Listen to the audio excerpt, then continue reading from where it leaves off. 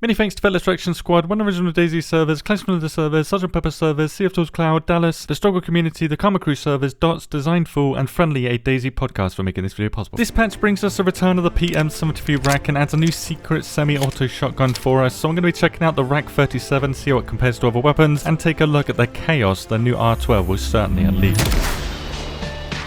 The RAK-37 is based on a Cold War era Polish-made PM73 SMG, a machine pistol-like weapon that's also known as the RAK-73, hence the new name in DayZ, previously known as a PM73 RAK when it was released in 0.48 10 years ago. It's pretty much the same as it was back then, but it spawns in Tier 1 and 2 police locations on Chernobyl, all police locations on Livonia, but only police cars on Sakau. The two RAK mags have also made a return, coming in 15 and 25, spawning with the RAK does, with the 25 rounder on Chernobyl spawning in a higher tier.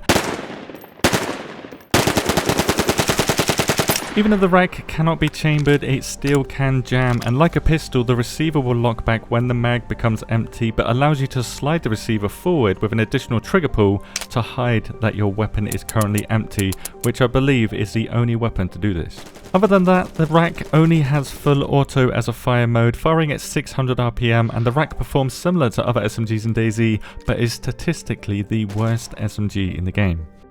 This is mainly due to the slightly lower damage that the RAK has compared to other SMGs, but also due to the fixed zeroing of just 50 meters with no optic attachment, making the max range 160 meters, which is even lower than the Scorpion. SMGs are best in close quarters though, which the RAK ranks worse for too, and while it may be close to the Bison's damage per second initially, this drops off quickly due to the Bison's monster mag capacity of 65 rounds compared to 25 rounds of this same ammo type.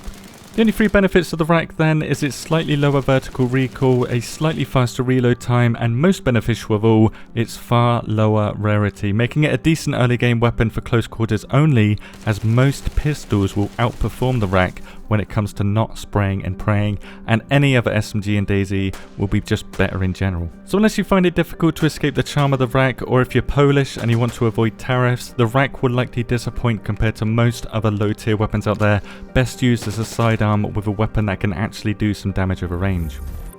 The R12 shotgun was announced in 2014 with these images here, which looks exactly the same as it does in game after a short 11-year development cycle, decades not months, just sitting half finished in the game files in a folder called Remington R12 all this time until patch 1.28 when sounds, animations and unique stats were added to the R12. While this model could be confused with the Remington, it looks more like the Benelli M4 civilian variant, which is a 6 shell capacity internal mag that is loaded from the underside during the second part of the reload, with the first part of the animation loading a shell directly into the chamber, so unlike the BK-133, there's no need to load an extra shell after the reload animation is finished.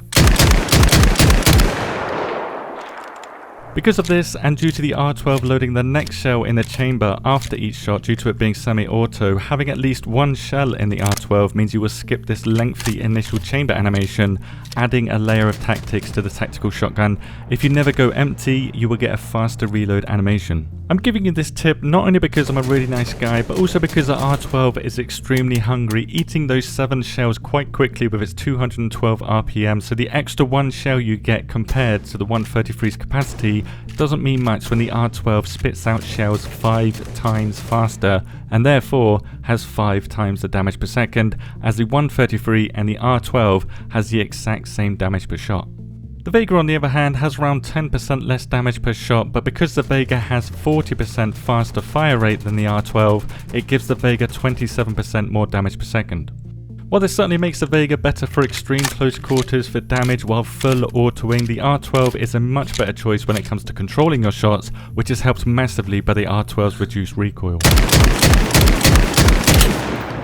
The R12's recoil is the lowest of any shotgun in DayZ and is 40% lower than the Vega per shot vertically, and has twice the horizontal stability too, giving you much more control over staying center of mass after each shot to make every single pellet count, which is not only helped by the R12 being 40% more accurate than any other shotgun, but doesn't start losing damage until 20 meters out, putting it close to the damage of the Vega at around this distance. This increased accuracy also makes the R12 the best shotgun to combine slugs with for shotgun sniping, capable of KOing unprotected players at 100 meters in just one hit, which is about the furthest you want to push this weapon really, even with the excellent variety of optics. The only other attachments are the giddy weapon wrap and the flashlight, and that's all this weapon really needs. Its charm and feel would give players enough reason to hunt this down this patch. It just looks awesome, it sounds awesome, it feels awesome. As of right now though, we do not know where this can be found, but we can guess. Based on how all shotguns are complete trash at a range and how the R12 has a long reload time versus its magazine size, I wouldn't expect it to spawn among half decent assault rifles, but given how it requires no mag with fairly common ammo, we could see it spawn in mid to high tier police and military locations. I'll update the loot finder when we know for sure. For now, we've got ourselves a nostalgic SMG with plenty of charm and a little bit of bite, with a tactical semi-auto shotgun with plenty of both of those, plus a sprinkle of potentially shaking up the CQB meta. For the other additions to this patch, see this video, or you can learn about how the optics were nerfed in this patch. Thank you very much for watching, and have a good day.